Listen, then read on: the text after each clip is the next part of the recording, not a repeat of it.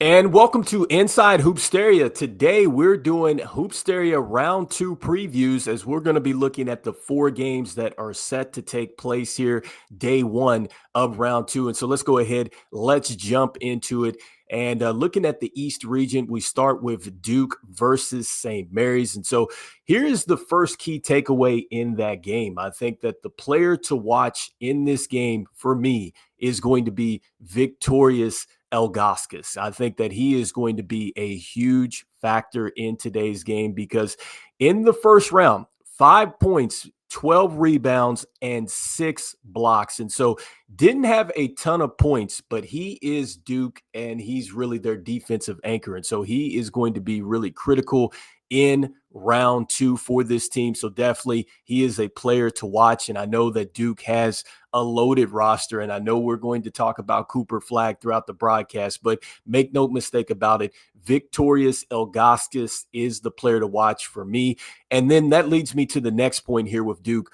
Duke was fabulous as far as just blocking shots. I mean, 14 blocked shots on the game. I mean, that is just going to be enough to advance you in any tournament. And so expect for Duke to be really tough to score on the interior. I think that their guards and their wings, they provide a lot of length on the outside. And so they're also going to be able to really chase down and get you that way. So if you beat them, they can get you with chase down blocks. And that's if they don't run into the big man inside there, Elgauskas. And so that is point number 2. The block shots are going to be key in this game for Duke. But here's the thing that could hurt Duke in this game is that they only shot 31% from deep. And so that is something to watch out for.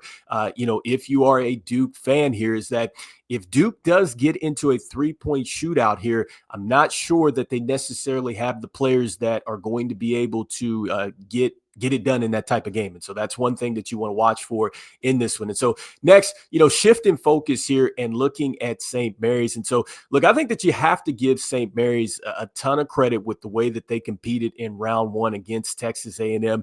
And I think that the first key point out of this is that they got a terrific contribution here from 3 players. And starting with Newby, I think he was terrific. He had 21 points in this game. And really, whenever St. Mary's needed a basket, he was the guy for them. You have got to give Terrell Coulter a lot of credit too as well. He scored 15. And then Dime Hardaway, he was fantastic in this game. He had 12 points, 9 assists, and just really had some big plays down the stretch here for St. Mary's. And so really that's going to be the key for them. It's going to be those big 3. They're going to have to show up again in this next coming round.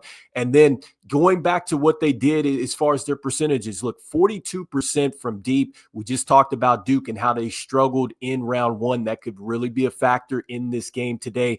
And then another thing that St. Mary's did well is that they shot the basketball well from the field, 44% from the field. And so that type of balance is certainly going to lead to an upset here. And so let's see if they can get it done. But those are the things to watch for here in game 1 as Duke gets set to take on St. Mary's. And so next, let's go ahead and jump back to the bracket. And so we'll be going back and forth here as we go through these games one by one. And so let's take it over now to the next region here where it's going to be the southern region, actually. And so we'll be looking at Alabama versus Kansas State. You see a 1 versus 8 seed there. And so this is going to be an interesting game. And let's start with Alabama. And so I think for Alabama, the key for them, and this is a guy that, look, we've been all talking about really throughout the year, and it's going to be DJ Childs. I think that DJ Childs is going to have to step up like he did in round 1 because he was fantastic. Look, he had 15 points. He had 5 assists. He had 3 steals and 2 blocks. And so we know that he can score the basketball, but the fact that he was able to defend it and just really stack the stat sheet like that, that is huge for Alabama and their chances to advance. He also got some good help here from Quincy Henderson, who had 22 points. And so I think the key team stat for me with Alabama, it was defense. The fact that they got 9 steals in that first round, I think that that's something that absolutely translates. I talk about this often, that offense is something that it can come and go, but defense has to travel with you. And so if this Alabama team can play defense like that and DJ Childs can be consistent like this, This is a team that can be scary. And so another thing too for Alabama is that they shot the cover off the basketball 50% from downtown. And so that is certainly going to help you advance. And so next, looking at Kansas State, look, I think that Kansas State very much has a real possibility in this game. And I think that for them, it's all about making sure that they can score points. And Roscoe Scarlett did a terrific job in making sure that the Wildcats did that, because he had 23 points in round one, 7 assists, and 6 rebounds. So super impressed with what he did as far as the score, being a table setter, getting boards. I mean, he was everything for this Kansas State team. He's going to have to do it in round number 2. And what I loved about them is that they put 2 halves together. And so they scored 71 points, which I think is always going to be good enough to get you to advance. But the way that they did it, they had 37 in the first and 34 in the second. So I love the way that they finish as well, putting together 2 even halves. That certainly can have you advance here. And then lastly, we got to give their team a lot of credit as far as defense is concerned, because they held their opponent to 16% from downtown. That certainly is going to get you to advance. I just talked about defense. And so that's one of the things to look for in this game if you are a K-State fan. And so with that being said, let's go ahead and let's get back into the bracket here as we jump into the next game and the next region here. As again, we have 4 games set to take place. So let's go ahead and hop down here now to the Midwest region. This is the game that, look, I've circled it. I'm certainly going to have my popcorn ready to watch it, and it is going to be Marquette versus Illinois. I think that this is going to be a fabulous game. And honestly, I think that this might be the game where we see a lot of scoring and then watch it turn into a defensive struggle here. And so anyway, let's go ahead and let's start with really what Marquette has been able to do, and really why I like Marquette here, because Marquette, they have Alex Rodriguez. And so I think he's one of the most talented freshmen in all of SimWorld U, honestly speaking. And I think that he is going to be terrific again on the bright stage. And so he had 23 points in this first game, the 7 rebounds, the 4 assists, and he also had 2 steals, I believe, there as well. But it's his ability to knock down big shots. And so I love that about his game. I love the fact that Coach Shaka really trusts him.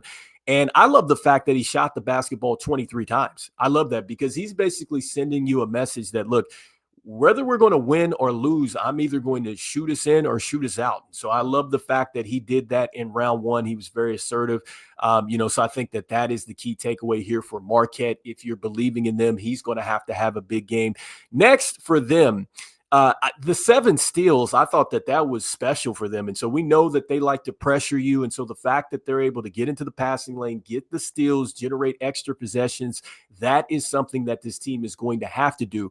Now, the issue here with Marquette is that they had 0 blocks. Across the entire team, they had 0 blocks. And so that right there lets you know that if you can get to the interior on Marquette, you can get past that pressure, then you might find some gold at the basket here. And so Marquette, they're going to have to get some defensive presence there at the rim. And so they're going to have to block some shots. I think that is going to be key for them to advance. And so next, when you look at Illinois, I think it really starts with their player there in D'Angelo Jordan. I thought that D'Angelo Jordan was fantastic in round 1. He had 25 points and he was super efficient, 11 of 18 from the field. So I think that he's going to have to bring that same type of efficiency here to round number 2. But next, they need to get another contribution like they did from Towns Romanowski. I think that he was terrific, 9 points and 12 rebounds. He was their guy as far as getting to the boards. And how critical was that? Illinois had 39 total rebounds. I love that. And so if you can rebound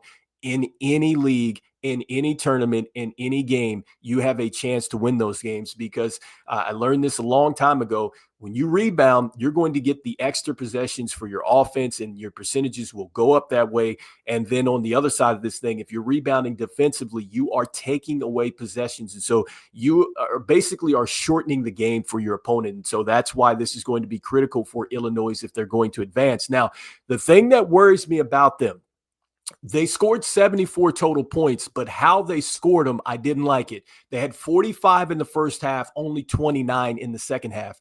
I think that for me, It's about your close. Your close has got to be strong. And for the people out there that have watched me on SWBA today, one of the things that I talked about with the Timberwolves is their ability to close down in the second half.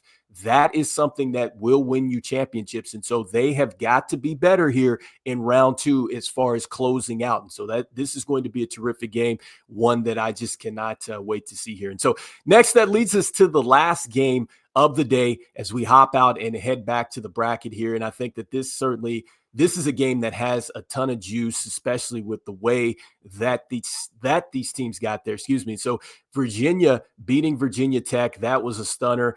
They're going to be taking on Gonzaga here. And so this is going to be a terrific game. You definitely got some star power here. And so let's go ahead and start with Virginia, since they were the ones that really just were the shockers here. And I think for them, it starts with Johnny Baldwin. And so they call him Johnny Basketball Baldwin, excuse me.